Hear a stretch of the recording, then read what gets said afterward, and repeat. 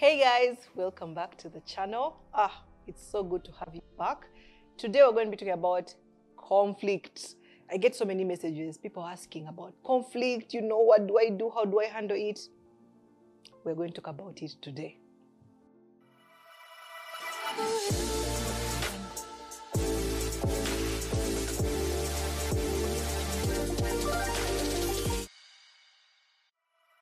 All right, so as I start the topic of conflict, I just want to let you know that every couple goes through conflict.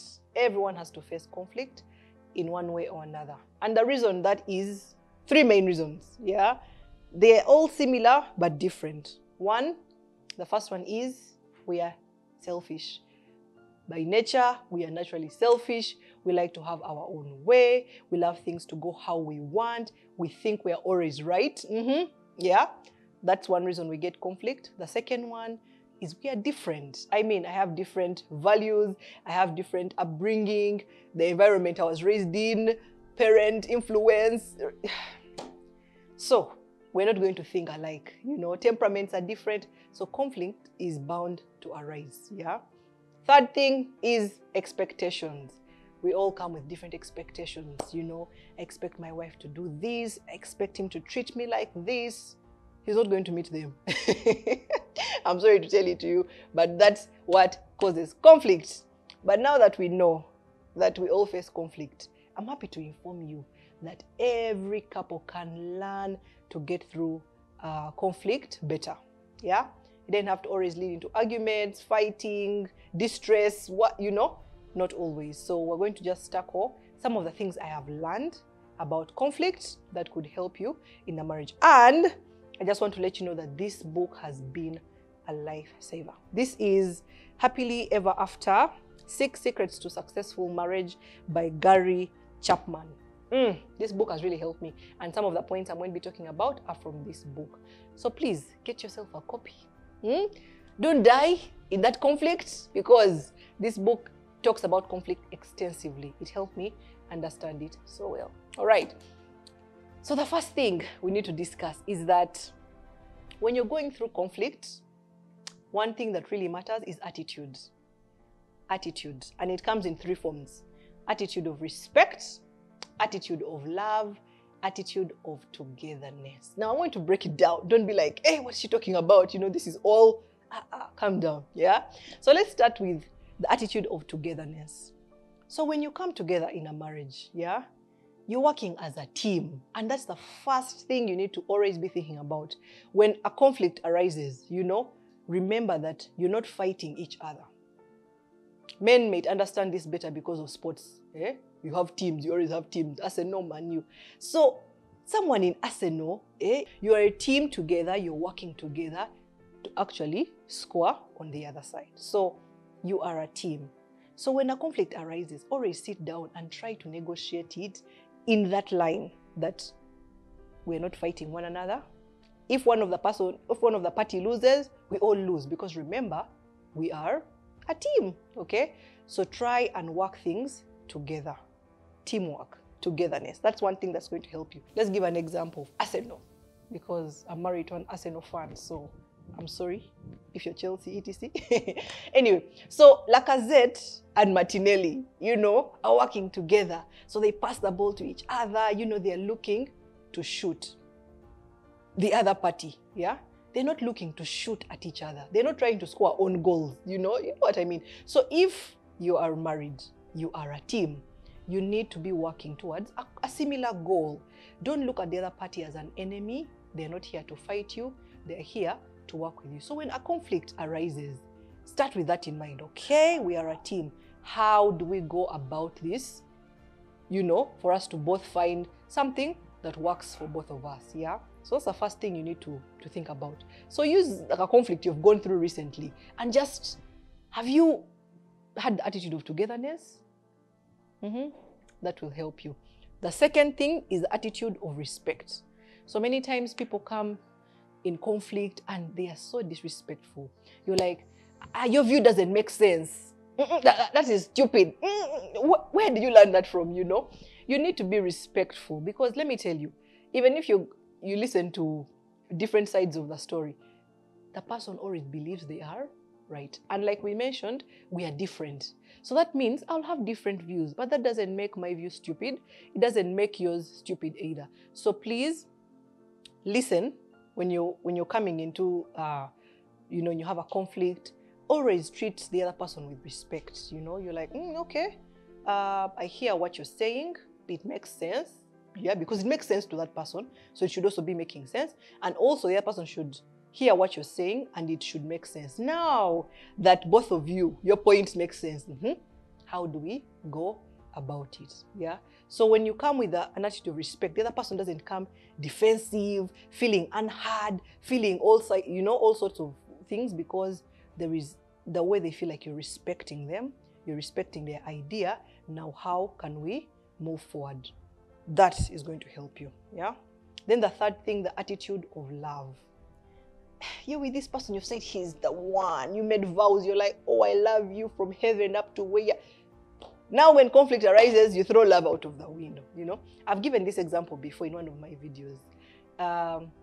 Steve, I have mentioned, wants 6 children. Me, on the other hand, I don't want 6 children. I feel like 2 were enough. Okay, now we are trying to say maybe 3. Yeah.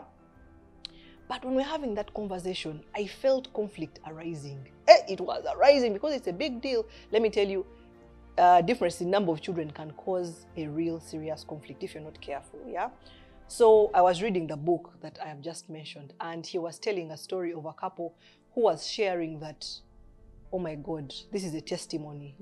We lost one of our children in an accident and we remained with only 2. The husband felt like he didn't want to go through having another baby again because the trauma, and yet the wife wanted to have another child because she felt like she would replace this child.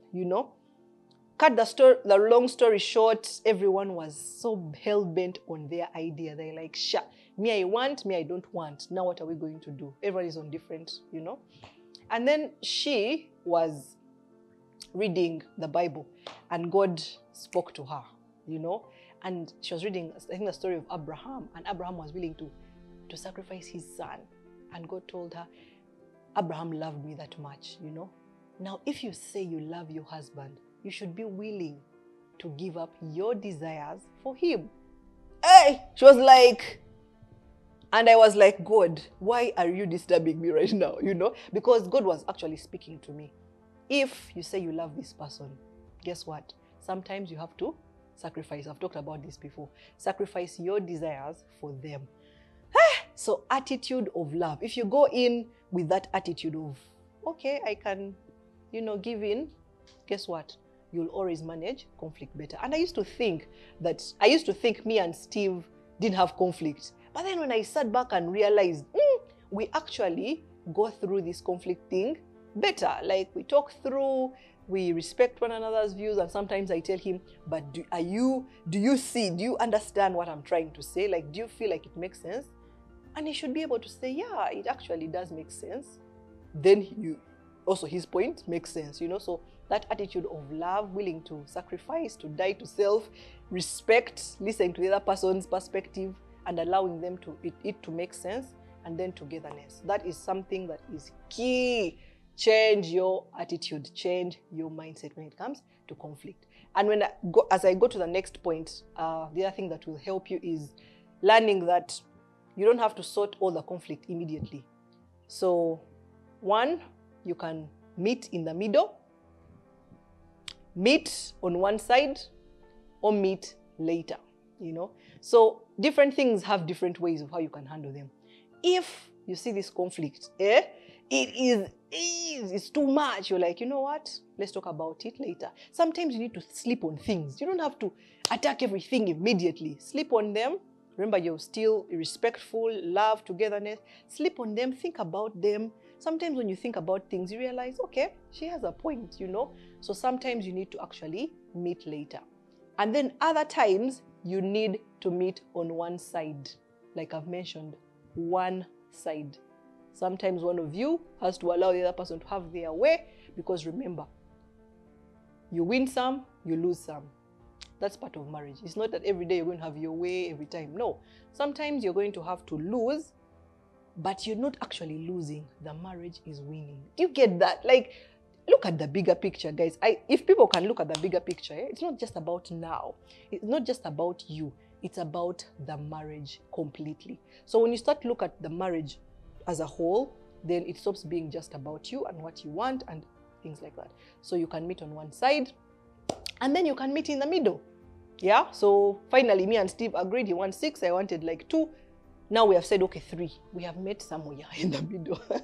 And I think both of us are like, yeah, I think that actually works. You know, when you continue to talk about it, when he sees what you're going through, first trimester, and he's like, oh, attitude of love. Oh, I wouldn't want you to go through this again, you know, or for the family finances, or for the vision, etc., etc. You're meeting where? In the middle. So always think about that when you're looking at conflict. Yeah. The other thing that's going to help you with conflict is listening. Let me tell you, it seems so basic, it seems so simple, but we do not listen. You know, when people are talking, you're seeing conflict arising, you know, in your head, you start looking for defense points. How? How come last time? You're actually not listening to gain clarity. You know, we all know that book, Seek First to Understand, you know, the 7 habits, before you actually respond. But we don't actually listen.